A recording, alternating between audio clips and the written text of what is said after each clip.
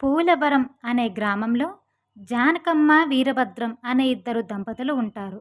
వాళ్ళకి ఇద్దరు కూతుళ్ళు. పెద్దమ్మాయి అలేఖ్య, చిన్నమ్మాయి అమూల్య. పెద్ద కూతురు కాస్త ఆడంబరాలకు పోయే వ్యక్తిత్వం. చిన్నమ్మాయి మాత్రం ఉన్న దాంట్లోనే సర్దుకుపోయే పిల్ల. ఒకరోజు జానకమ్మ ఇలా అంటుంది. ఏమయ్యా, పెద్దమ్మాయిది ఇంటర్ అయిపోయింది. చిన్నమ్మాయిదేమో 10వ తరగతి అయిపోయింది.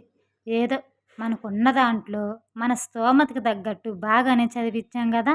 ఇక ఇంతటితో చదువులాపేసి పెద్దమ్మాయికి ఒక మంచి సంబంధం చూసి పెళ్లి చేస్తే బాగుంటుందయ్యా. చిన్నదాన్నేమో నాతో పాటు పనికి తీసుకెళ్తాను. దానికి కూడా ఒక 2 సంవత్సరాలు అయిన తర్వాత చేసేద్దాం. ఏమంటావయ్యా అని అంటుంది జానకమ్మ. అప్పుడు పెద్ద కూతురు, లేదమ్మా, నేను డిగ్రీ చదువుకుంటాను. ఇప్పటితోనే నా చదువు ఆపేయను. నేను పట్నం వెళ్ళి చదవాలనుకుంటున్నాను అని అంటుంది. చిన్నమ్మాయి కూడా, అవునమ్మా, నేను కూడా ఇంకా చదవాలనుకుంటున్నాను అని అంటుంది. అప్పుడు జానకమ్మ, ఏంటే మీరు ఆడపిల్లలు, ఏదో సంస్కారం కోసం చదివించాం కానీ మీరేదో ఉద్యోగాలు చేస్తారని కాదు. అసలే రోజులు మంచిగా లేవు. పట్నం వెళ్ళి చదివితే ఇంకేమైనా ఉందా అని జానకమ్మ అనేసరికి వీరభద్రం ఇలా అంటాడు. ఏంటే జానకమ్మ, ఆడపిల్లలైతే ఈ రోజుల్లో ఆడపిల్లలే చదవాలి.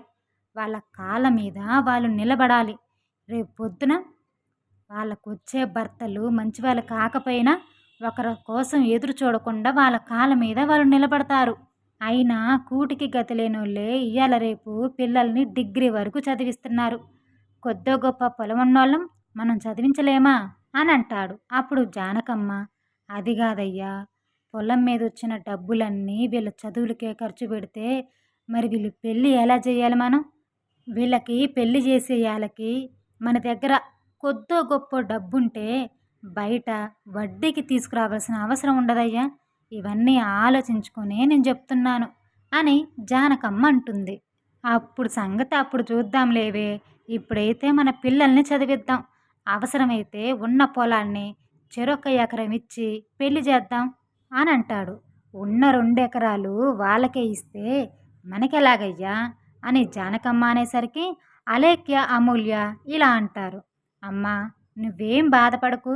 మేము కష్టపడి చదివి జాబ్ చేసి మిమ్మల్ని బాగా చూసుకుంటాం అనేసరికి జానకమ్మ, చూసుకుంటారు చూసుకుంటారు, మీకు పెళ్ళిళ్ళైతే మీ దారి మీది. మీరు చూసుకున్నా మీ భర్తలు మమ్మల్ని చూసుకోవద్దు అని జానకమ్మ అనేసరికి మీ అమ్మ అంతే అంటదిలే కానీ మీరేమి ఇలాంటివి పట్టించుకోకండమ్మా అని వీరభద్రం అంటాడు. ఇలా వాళ్ళు మాట్లాడుకుంటూ ఉంటారు. ఇలా కొద్దిసేపటి తరువాత పెద్దమ్మాయి అలేఖ్య తన స్నేహితురాల్ని కలవడానికి వెళుతుంది. ఏంటి అలేఖ్య ఇలా వచ్చావు అని తన స్నేహితురాలైన కళ్యాణి అడుగుతుంది. ఏం లేదే, నేను డిగ్రీ చదువుకోవడానికి మా అమ్మని మా నాన్నని ఒప్పించాను. ఇక మన పక్కనే ఉన్న పట్నంలో గవర్నమెంట్ కాలేజీలో చదువుకోవాలనుకుంటున్నాను అని అలేఖ్య అనేసరికి, గవర్నమెంట్ కాలేజా? అదెందుకే? నేను మన ఫ్రెండ్స్ ఇద్దరు ఉన్నారు కదా, లలిత, సౌజన్య, మీ ముగ్గురం కూడా ప్రైవేట్ కాలేజీలోనే జాయిన్ అవుతున్నాం. సిటీలో మీ ముగ్గురం ఒక రూమ్ తీసుకుందాం అనుకుంటున్నాం. నువ్వు కూడా మాతో వచ్చేవే, హ్యాపీగా అందరం కలిసి ఎంజాయ్ చేయొచ్చు. ఇప్పుడు కాకపోతే ఇంకెప్పుడే మనం ఎంజాయ్ చేసేది? ఈ కాలేజ్ టైంలోనే లైఫ్ ఎంజాయ్ చేయాలి అని కళ్యాణి అంటుంది. రూమా? రూమ్ అంటే మా అమ్మా నాన్న ఒప్పుకోరే అని అలేఖ్య అనేసరికి, రూమ్ అని చెప్పకే, హాస్టల్లో ఉంటానని చెప్పు. ఎలాగోలా మేనేజ్ చేయి, మేము చూసుకుంటాం కదా అని కళ్యాణి అంటుంది. ఇక సరే అని చెప్పి ఇంటికి వెళ్ళిపోతుంది అలేఖ్య. జానకమ్మ వంట చేస్తూ ఉంటుంది. అప్పుడు అలేఖ్య ఇలా అంటుంది. అమ్మా, మేము ఇంటర్లో కలిసి చదువుకున్నాం కదా, కళ్యాణి, లలిత, సౌజన్య, వీళ్ళ ముగ్గురు సిటీలో ఒక హాస్టల్లో ఉండి ప్రైవేట్ కాలేజీలో చదువుకుంటారంటే అక్కడ చదివితే వెంటనే ఉద్యోగం వస్తుందంట అని అలేఖ్య అంటుంది. అప్పుడు జానకమ్మ, మంచిదేగా, వాళ్ళు కొద్దో గొప్పో డబ్బున్నోళ్ళమ్మా, మనకేముంది చెప్పు. నిన్ను చదివించటమే గొప్ప విషయం, వాళ్ళతోటి నువ్వు పోల్చుకోకు అని జానకమ్మ అనేసరికి, లేదమ్మా, నేను కూడా ప్రైవేట్ కాలేజీలోనే వాళ్ళతో పాటు చదువుకుంటాను. ఏం మాట్లాడుతున్నావే? మన కుటుంబ పరిస్థితి ఏంటో నీకు తెలీదా? నువ్విలా నీకు నచ్చినట్టు గొంతెమ్మ కోరికలు కోరితే తీర్చే శక్తి మా దగ్గర ఉండొద్దా అని జానకమ్మ అంటుంది. ప్లీజ్ అమ్మా, ఇది ఒక్కసారి అమ్మా, ఇది తప్ప నేను ఇంకేమీ అడగను అని అలేఖ్య బ్రతిమిలాడుతున్నా కూడా నువ్వెంత బ్రతిమిలాడినా ఉపయోగం లేదు. బుద్ధిగా నువ్వు గవర్నమెంట్ కాలేజీలోనే చదువుకో అని జానకమ్మ అనేసరికి ఇక గవర్నమెంట్ కాలేజీలో చదివితే నాకు ఉద్యోగం వచ్చినట్టే అని అలేఖ్య అంటుంది. ఏమైందే? గవర్నమెంట్ కాలేజీకి ఏమైంది? అక్కడేం తక్కువ? అక్కడ చదివి ఉద్యోగాలు తెచ్చుకున్న లేరా?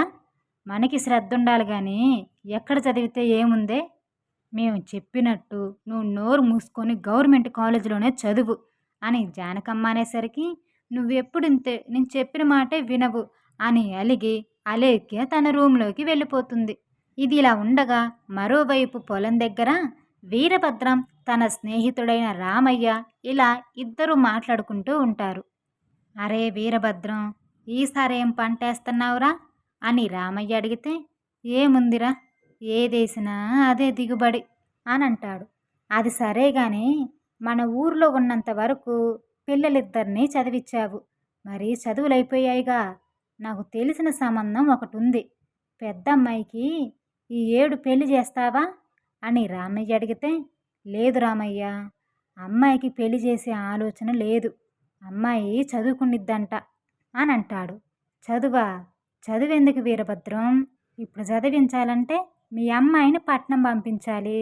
అసలే రోజులు బాగాలేవు, పెళ్లి చేస్తే సరిపోదా? మా అమ్మాయికి 10వ తరగతి కాగానే నేను చేయలేదా? అది ఇప్పుడు వాళ్ళ పిల్ల పాపలతో సంతోషంగా లేదా? నా మాటిని నువ్వు కూడా పెద్దమ్మాయికి పెళ్లి చేసి పడాయి అని రామయ్య అనేసరికి, లేదు రామయ్య, అమ్మాయి ఇష్ట ప్రకారం నేను అమ్మాయిని చదివించాల్సిందే, ఇక నేను వెళ్తున్నానులే, టైం అవుతుంది అని చెప్పి వీరభద్రం అక్కడి నుంచి వెళ్ళిపోతాడు. ఇక వీరభద్రం ఇంటికెళ్ళి స్నానం చేసి భోజనానికి కూర్చుంటాడు. పిల్లలు భోజనం చేశారా అని వీరభద్రం అడిగితే, అమూల్య తినింది కానీ ఆ పెద్దదే అలిగి పండింది అని జానకమ్మ అంటుంది. అలిగిందా? ఎందుకు అని వీరభద్రం అడుగుతాడు. ఇంకేముంది, దానికి గవర్నమెంట్ కాలేజీలో చదవటం ఇష్టం లేదంట, వాళ్ళ స్నేహితులు ప్రైవేట్ కాలేజీలో చదువుతున్నారని నేను కూడా చదువుతా అని గోల పెట్టింది. దానికి ఒప్పుకుంటేనే అన్నం తింటదంట, లేకపోతే తినదంట. అలిగి పడుకుంది, కడుపులో కాలితే అదే వచ్చి తింటదిలే గాని మీరు తినండి అని జానకమ్మ అంటుంది. నువ్వుండవే, నేను మాట్లాడతానుగా. అమ్మ అలేఖ్య, అలేఖ్య ఇలారా అని పిలుస్తాడు. ఏ అమ్మా, అమ్మ చెప్పింది నిజమేనా? ప్రైవేట్ కాలేజీలో చదువుతావా అని వీరభద్రం అడిగితే, అవును నానా అని అలేఖ్య చెప్తుంది. సరే, అలాగే చదువుకుందు కానీ ముందొచ్చి అన్నం తిను అని అంటాడు. అప్పుడు జానకమ్మ, ఏందయ్యా, నీకేమైనా అర్థమవుతుందా? ప్రైవేట్ కాలేజీలో చదవాలంటే ఎంత డబ్బు ఖర్చు అవుతుందో తెలుసా? అయితే కానివ్వులేవే, మనకి ఎలాగూ ఈ గొడ్డు చాకిరీ తప్పట్లేదు, మన పిల్లలకి అలా ఉండొద్దు, వాళ్ళు మంచిగా చదువుకొని నీడపట్టునుంటే అదే చాలు అని అంటాడు.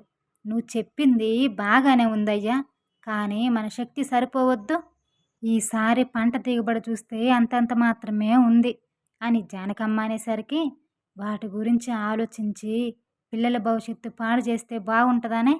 మన తిప్పలేదు మనం పడదాం, మనం ఎంత కష్టపడ్డా మన పిల్లల కోసమే కదే అని వీరభద్రం అంటాడు.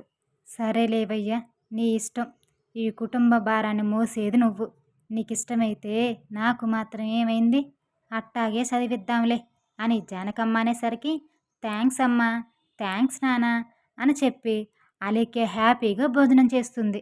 ఇక తరువాత ఏం జరిగిందో వచ్చే భాగంలో చూద్దాం.